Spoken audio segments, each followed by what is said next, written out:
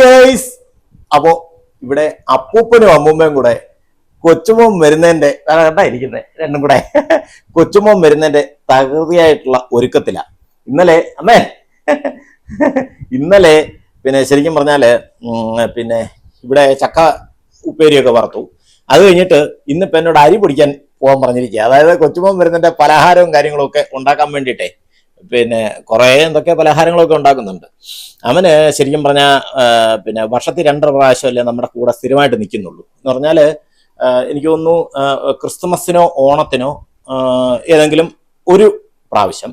അത് കഴിഞ്ഞിട്ട് പിന്നെ വലിയവധി കോമൺ ആണ്. പക്ഷെ ക്രിസ്തുമസിനോ ഓണത്തിനോ എന്ന് പറയുമ്പം ഈ വർഷം ക്രിസ്തുമസിനാണ് കുറച്ച് അവധി കിട്ടുന്നതെങ്കിൽ അടുത്ത വർഷം ഓണത്തിനായിരിക്കും. അങ്ങനെ മാറി മാറിയ ഓണത്തിന് ആണെങ്കിൽ ക്രിസ്തുമസിന്, പിറ്റേ വർഷം വീണ്ടും ഓണത്തിന്, അതിന്റെ പിറ്റേ വർഷം ക്രിസ്മസിന്, അങ്ങനെ മാറി മാറിയാണ് അവധി കിട്ടുന്നത്. അപ്പൊ ഇപ്രാവശ്യം എന്തായാലും അവന് ക്രിസ്മസിനാണ് അവധി.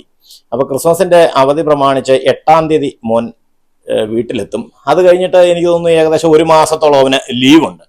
അപ്പോ അതിനു വേണ്ടിയിട്ട് അപ്പൂപ്പനും അമ്മൂമ്മയും കൂടെ കുറെ പലഹാരങ്ങളൊക്കെ ഉണ്ടാക്കാമെന്ന് പറഞ്ഞുകൊണ്ടിരിക്കുകയാണ്. ഇന്നലെ ഒന്ന് ആലോചിച്ച് നോക്കണം, 3 ചക്കയായിട്ട് വറുത്തത്. എൻ്റെ അമ്മോ, കൈയും കാലും ഒന്നും അനക്കാൻ വയ്യായിരുന്നു. പക്ഷെ എനിക്ക് പണി കുറവായിരുന്നു കേട്ടോ.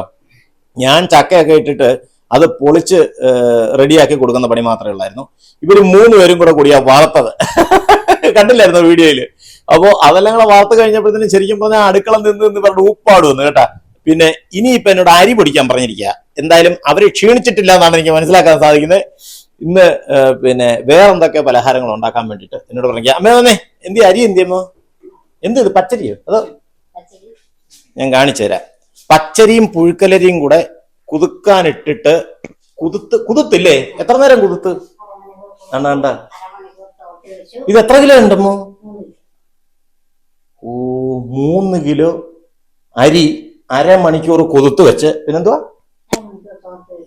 അരമണിക്കൂർ കുതിർത്തു, അരമണിക്കൂർ തോർത്താനായിട്ട് ഇട്ടിരിക്കുക. തോർത്തിട്ട് ഇനി ഇത് കൊണ്ടുപോയി പൊടിച്ചോണ്ട് വരണം. അപ്പൊ ഇവിടെ ഒരു ബക്കറ്റ് ഇരിപ്പുണ്ട്, അതിനകത്ത് ആ പൊടിച്ചോണ്ട് വരാൻ പറഞ്ഞിരിക്കുന്നത്. വേണ്ട, ഈ ബക്കറ്റിനകത്ത് പൊടിച്ചോണ്ട് വരണം. എന്തൊക്കെയോ പലഹാരങ്ങൾ ഇതും കൊണ്ട് ഉണ്ടാക്കാൻ വേണ്ടിയിട്ട്.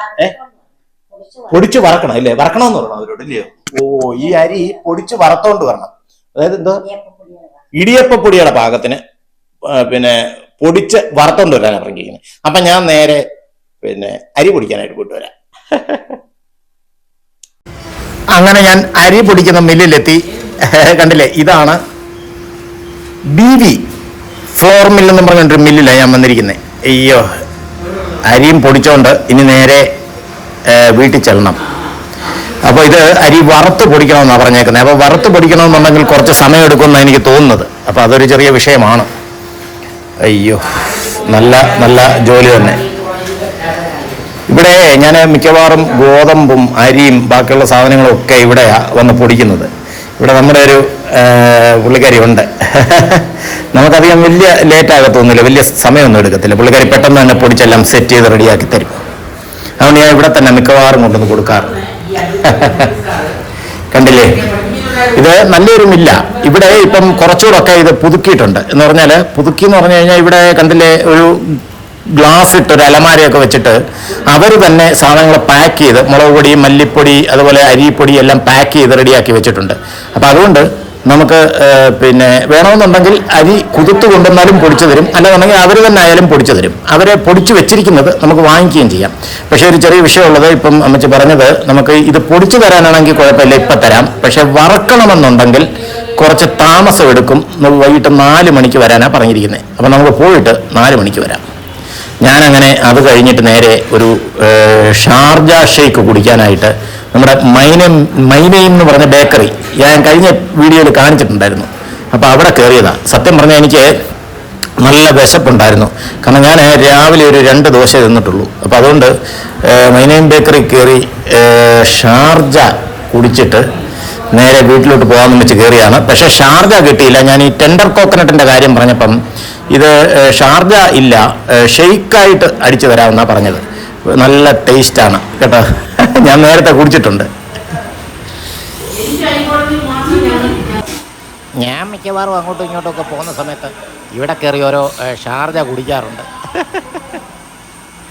അയ്യോ, സത്യം പറഞ്ഞാൽ ഇപ്പോഴേ ചൂടില്ലെങ്കിലും നമ്മളിപ്പം ഈ സമയത്ത് ഒരു ഷാർജ കുടിച്ചു കഴിഞ്ഞാൽ വലിയ വിശന്നിരിക്കുകയാണെങ്കിൽ പിന്നെ നമുക്കതങ്ങ് മാറും. പിന്നെ ഞാൻ അത് കഴിഞ്ഞിട്ട് നേരെ വന്നിട്ട് നോക്കിക്കഴിഞ്ഞപ്പം റെയിൽവേയുടെ അവിടെ പിന്നെയും കുറേ കട്ടകൾ കൊണ്ട് അടുക്കി വെച്ചിരിക്കുന്നു.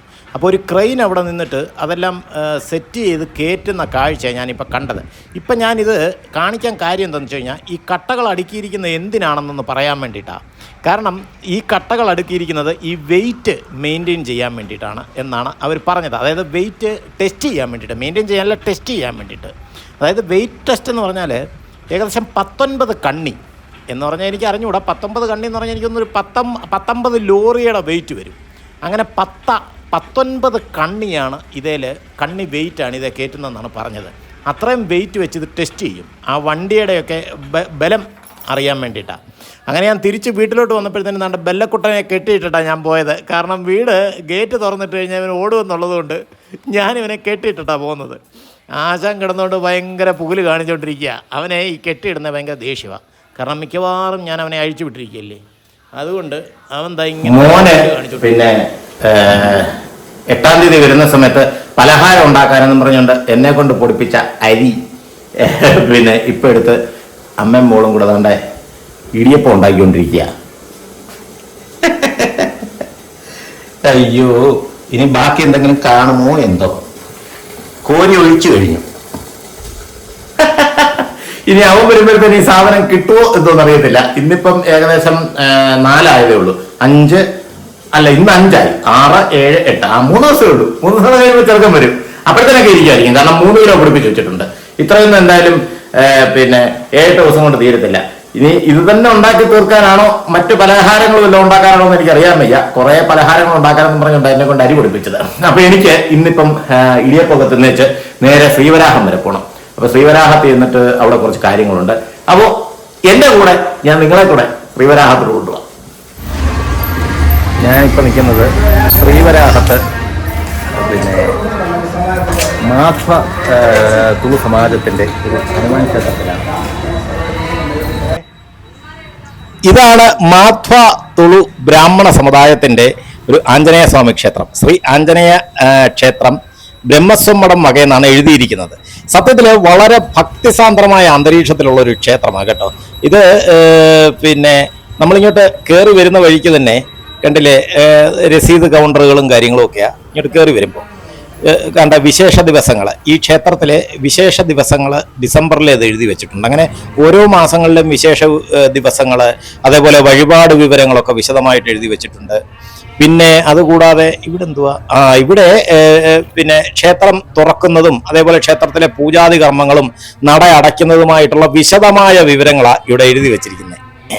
ഇവിടെ 2 ഭിത്തികളിലുമായിട്ട് കണ്ടില്ലേ, പിന്നെ ഓരോ വിഗ്രഹങ്ങൾ, പലതരത്തിലുള്ള വിഗ്രഹങ്ങൾ സിമെന്റിൽ ചെയ്തു വെച്ചിട്ടുണ്ട്. സിമെന്റിലാണോ എന്ന് അറിഞ്ഞുകൂടാ, എന്തായാലും കല്ലിലല്ല.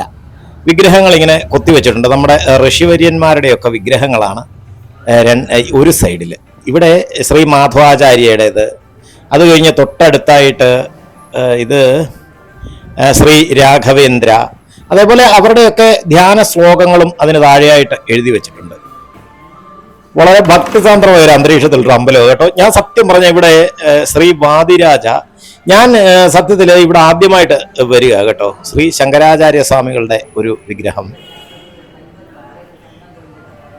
അതേപോലെ ശ്രീ ഭഗവത് രാമാനുജർ, അദ്ദേഹത്തിൻ്റെ വിഗ്രഹമായി ഇവിടെ കാണുന്നത്. ഞാൻ സത്യം പറഞ്ഞാൽ ഇത്രയും വർഷമായി തിരുവനന്തപുരത്ത് താമസമായിട്ട് ആദ്യമായിട്ടാണ് ഈ ക്ഷേത്രത്തിൽ വരുന്നത് കേട്ടോ. ഇത് ക്ഷേത്രത്തിന്റെ ശ്രീകോവില. ഈ ശ്രീകോവിലിന് ചുറ്റും പിന്നെ മറ്റേ ഇത് ചുവർ ചിത്രങ്ങളാൽ അലങ്കരിച്ചിരിക്കുക കേട്ടോ.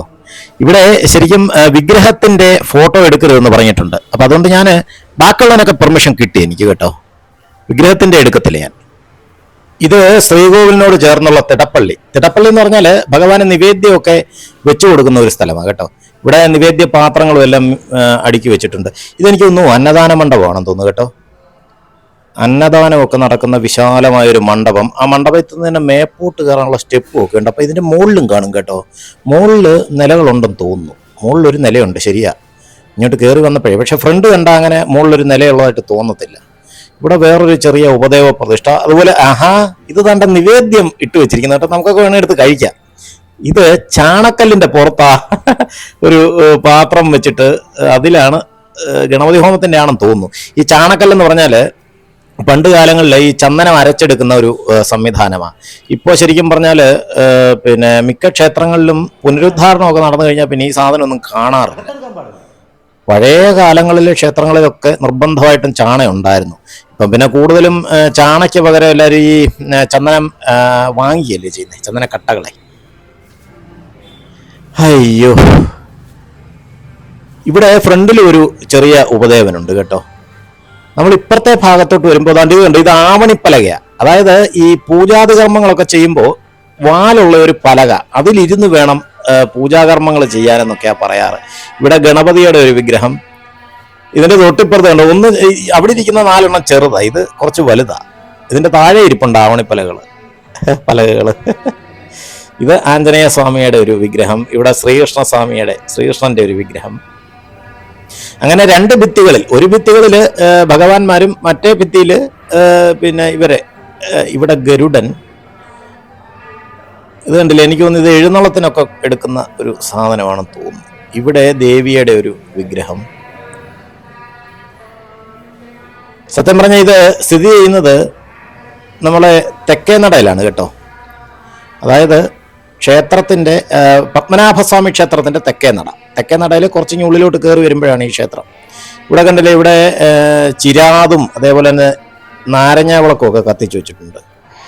ഇവിടെ എന്താണോ, ഇത് ഭഗവാന്റെ പാദമാണെന്നാണ് തോന്നുന്നത്. ആഞ്ജനേയ സ്വാമികളുടെ പാദമായിട്ട് ആരാധിക്കുന്നതാണെന്നാണ് തോന്നുന്നത്. അത് പ്രത്യേകം കെട്ടിത്തിരിച്ചൊക്കെ വെച്ചിരിക്കുക കേട്ടോ. അപ്പോൾ എന്തായാലും അപ്രതീക്ഷിതമായിട്ട് ഒരു ഒരു ഒരു ചൈതന്യമുള്ള ഒരു സ്ഥലത്ത് എത്താൻ സാധിച്ചതിൽ വലിയ കാര്യം. അപ്പോൾ ഇനി എന്തായാലും നമുക്ക് നേരെ പിന്നെ ഇതുവരെയും സ്റ്റെപ്പ് ഉണ്ട് കേട്ടോ മേളിലോട്ട് കയറാൻ, മേളിലത്തെ നിലയിലോട്ട് കയറാൻ. ഇതാണ് തെക്കേനട. അപ്പോൾ ഞാൻ തെക്കേനടയിൽ ഇവിടെ നമ്മുടെ ഒരു സുഹൃത്തിനെ കാണാൻ വേണ്ടിയിട്ട് വന്നതാണ്. അപ്പോൾ പുള്ളിക്കാരനുമായിട്ടൊക്കെ കുറച്ച് കൊച്ചു വർത്തമാനമൊക്കെ പറഞ്ഞിങ്ങനെ നിൽക്കുക. ഈ തെക്കേനടയിൽ നമ്മൾ ഇറങ്ങി വരുന്നിടത്ത് ഇത് വേറൊരു ക്ഷേത്രമാണ് കേട്ടോ. ഇവിടെ ഇഷ്ടം പോലെ അമ്പലങ്ങളാണ്. ഇത് തിരുവിതാംകൂർ ദേവസ്വം ബോർഡിന്റെ വകയായിട്ടുള്ള ഒരു ക്ഷേത്രം, ഒരു ശിവക്ഷേത്രമാണ് ഇത്. കണ്ടില്ലേ, ഇത് അദ്ദേഹത്തിൻ്റെ ഒരു കടയാണ്. മുണ്ടും അതേപോലെ തന്നെ പൂജാദ്രവ്യങ്ങളും മറ്റ് പിന്നെ അലങ്കാരത്തിന് വേണ്ടിയിട്ട് ഉപയോഗിക്കുന്ന സംഗതികളുമൊക്കെ വിൽക്കുന്ന ഒരു ചെറിയൊരു കട, തട്ടെന്ന് വേണേൽ പറയാം. അപ്പോൾ അങ്ങനെ ശ്രീവരാഹത്തെ വിശേഷങ്ങളൊക്കെ ഏകദേശം പിന്നെ കഴിഞ്ഞു. ഇനിയിപ്പോൾ നേരെ നന്തൻകോട് അമ്മാവൻ്റെ അടുത്ത് ഗൈസ്. അങ്ങനെയാണ് ഹനുമാൻ ക്ഷേത്രത്തിൽ നിന്ന് നേരെ ഇവിടെ നമ്മുടെ അമ്മാവൻ്റെ വീട്ടിൽ നന്തൻകോട് വന്നതാണ്. ഇതാണ് നമ്മുടെ കുമാരനമ്മാവൻ. എൻ്റെ അമ്മാവനല്ല, ശരിക്കും അപ്പൂപ്പനാണ്. പക്ഷേ അമ്മാവൻ പറഞ്ഞിരിക്കുന്നത് അമ്മാവനെ വിളിക്കാവുന്നതാണ് പറഞ്ഞിരിക്കുന്നത്. അപ്പം ഞങ്ങൾ രണ്ടുപേരും കൂടെ ഇനിയിപ്പോൾ കുറച്ച് കണക്കും ഡീറ്റെയിൽസും കാര്യങ്ങളൊക്കെ ഇവിടെ ശരിയാക്കാൻ വേണ്ടിയിട്ട് വന്നതാണ്. അതായത് ഒരു ട്രേഡ് യൂണിയൻ സംഘടനയുടെ കണക്കും കാര്യങ്ങളൊക്കെ, സംഘടന ഞാൻ പിന്നീട് റിവീൽ ചെയ്യാം.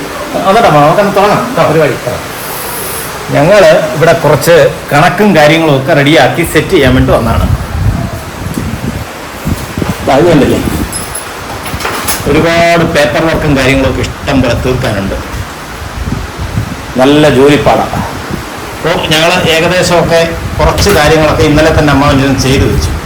കുറച്ച് ഫയലുകളും കാര്യങ്ങളൊക്കെ അയക്കാനുള്ളത്. അപ്പോൾ ഞങ്ങളുടെ പരിപാടി തുടങ്ങട്ടെ. അപ്പോൾ ഈ പരിപാടി കഴിഞ്ഞതിന് ശേഷം വീണ്ടും നമുക്ക് അടുത്ത വിശേഷങ്ങൾ തുടങ്ങാം. അങ്ങനെ ഞങ്ങളുടെ കണക്കും കാര്യങ്ങളും എല്ലാം ഞങ്ങളെല്ലാം എഴുതി റെഡിയാക്കി. ഏകദേശമൊക്കെ ഒരു 95% പണികളും ഞങ്ങളുടേത് തീർത്തു. പക്ഷെ ഒരു ചെറിയ പ്രശ്നമുള്ളത്, ഞാനിപ്പം വീട്ടിൽ പോകാൻ വേണ്ടിയിട്ട് ഇറങ്ങിയതാണ്. സമയം ഇപ്പം ഏകദേശം ഒരു 2:15 സമയമായി. ഞാൻ സത്യം പറഞ്ഞാൽ ഇവിടെ ഒരു 9:30-9:45 വന്ന.